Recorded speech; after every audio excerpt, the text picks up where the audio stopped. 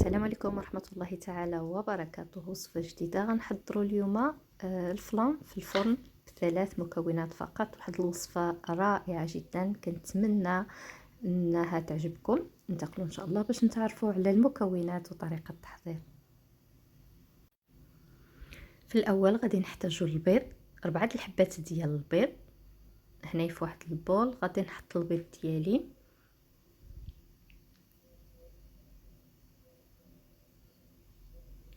غادي نضيف ليه واحد الساشي ديال السكر المنسم بالفاني، ممكن تضيفوا قطرات من الفاني السائل.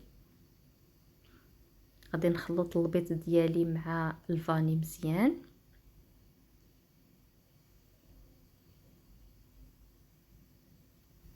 وهنايا غادي نضيف واحد العلبة ديال الحليب المركز المحلى.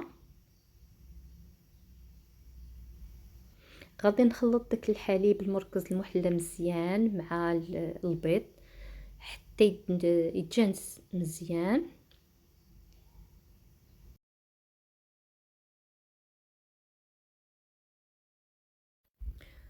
ودابا غادي نضيف هاد المكون الثالث وهو الحليب المبخر او هاد العلبة ديال الحليب.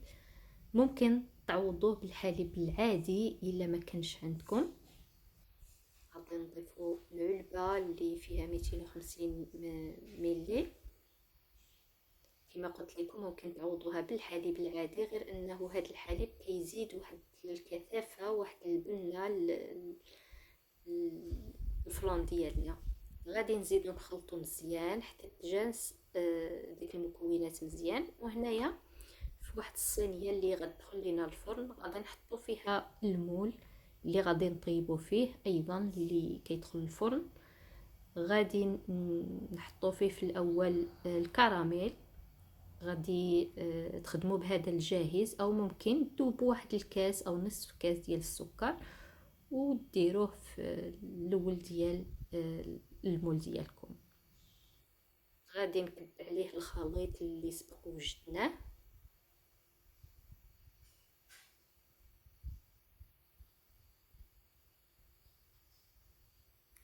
وفي الصينيه غادي نضيف واحد الكميه ديال الماء الغليان اللي غيوصل ليا النصف العلو ديال المول اللي فيه الفلان.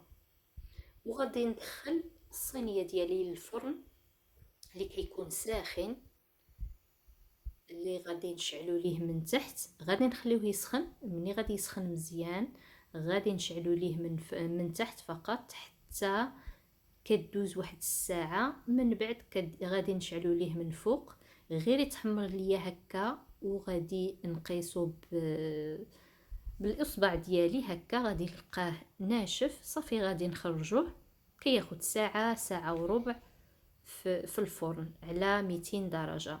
هنايا غادي نحيدو من الصينيه وغادي نخليه يبرد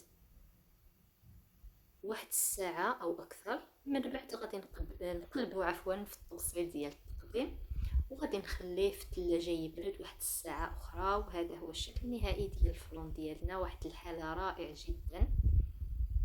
وهذا هو فيديو اليوم، كنتمنى يعجبكم. السلام عليكم ورحمه الله تعالى وبركاته.